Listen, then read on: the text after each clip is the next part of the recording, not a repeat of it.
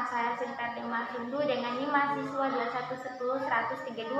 Saya dari kelompok 6 akan menjelaskan tentang konstitusi. Nah, apa sih itu konstitusi? Konstitusi itu kebanyakan bersifat kodifikasi, yaitu suatu dokumen yang berisi aturan-aturan sebagai menjalankan suatu organisasi pemerintah negara. Dalam pengertian tersebut, konstitusi harus diartikan dalam guna tidak semuanya berupa dokumen tertulis atau formal. Nah, menurut para berpangkat ilmu hukum maupun ilmu politik, konstitusi harus diterjemahkan termasuk kesepakatan politik negara, kekuasaan pengambilan keputusan, kebijakan, distribusi maupun alokasi konstitusi untuk organisasi pemerintah yang dimaksud terdapat beragam wujud atau kompleksitas suatu terdapat konstitusi yang politik atau hukum hendak tidak mengandung pula guna konstitusi ekonomi. Istilah konstitusi berasal dari bahasa Inggris yaitu constitution yang berasal dari bahasa Belanda yaitu konstitur. Dalam bahasa Latin konstitur atau konstituen, dalam bahasa Prancis yaitu konstitur, dalam bahasa Jerman itu Verfassung. Dalam Ketatanegaraan RI diartikan sama dengan Undang-Undang Dasar Konstitusi UUD.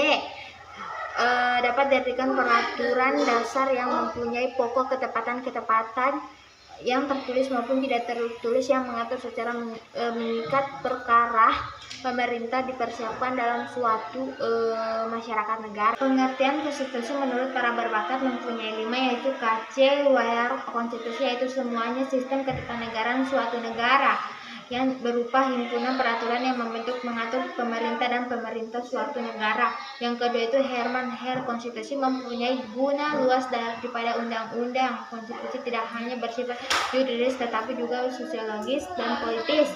Nah, yang ketiga ini laser konstitusi yaitu hubungan selarang kekuasaan yang terdapat di dalam warga seperti golongan yang berkedudukan dengan warga negara, misalnya kepala negara, perang, partai politik dan sebagainya.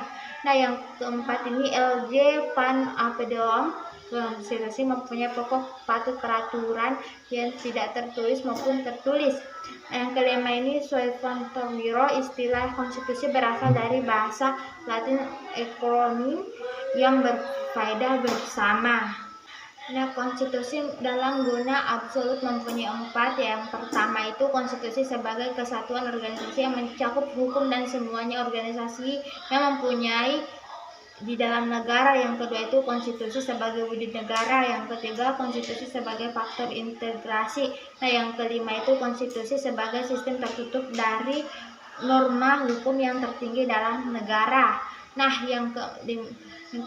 kemudian yang konstitusi dalam guna relatif dibagi menjadi 2. Yang pertama itu konstitusi dalam guna positif yang sebagai suatu keputusan politik yang tertinggi sehingga mampu mengubah tata kehidupan negara.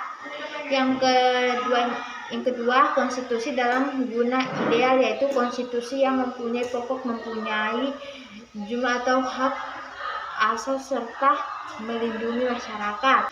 Tujuan konstitusi yaitu 1. Membatasi kekuasaan penguasa supaya tidak bertindak sewenang-wenangnya. Maksudnya tanpa membatasi kekuasaan penguasa, konstitusi tidak hendak berlanjut daripada patut dan bisa sejak kekuasaan penguasaan hendak merelah dan bisa mengurangi rakyat yang banyak. Nah, yang kedua itu melindungi HAM, maksudnya setiap menguasai berhak menghormati HAM orang yang lain dan tidak hak mendapatkan perlindungan hukum dalam hal merupakan hak rakyat atau haknya. Nah, yang ketiga itu pedoman penyelenggaraan negara, maksudnya tanpa mempunyai pedoman konstitusi negara tidak berhendak berdiri dengan kokoh. Nah, kemudian nilai konstitusi yaitu nilai normatif, yaitu suatu konstitusi yang resmi diterima oleh bangsa dan untuk negara atau merdeka. Yang kedua, nilai norma yang suatu konstitusi menurut hukum berjalan tidak semuanya sempurna. Ketidaksempurnaan itu diakibatkan pasal-pasal tidak tertentu berjalan tidak sempurna atau pasal-pasal yang terdapat dalam undang-undang berjalan untuk semua wilayah. Yang ketiga ini nilai sematik, yaitu suatu konstitusi yang berjalan hanya sebagai kepentingan kepenguasaan saja dalam pemberantasan kekuasaan dan pengaturan, memakai konstitusi sebagai menerapkan kekuasaan politik. Nah, kemudian jenis-jenis konstitusi. Menurut C.F. Strong, konstitusi terdiri dari yang pertama itu tertulis dokumen atau konstitusi written constitution, yaitu negara atau anggaran populasi negara dan aturan-aturan negara. Demikian anggaran dasar lainnya yang mengatur kehidupan suatu bangsa di dalam persekutuan hukum negara. Nah, yang kedua ini konstitusi tidak tertulis atau konstitusi dan konstitution yang berupa adat ketatanegaraan yang sering timbul. Adapun syarat-syarat konvensi adalah diakui dan dipergunakan berulang-ulang dalam praktek penyelenggaraan negara.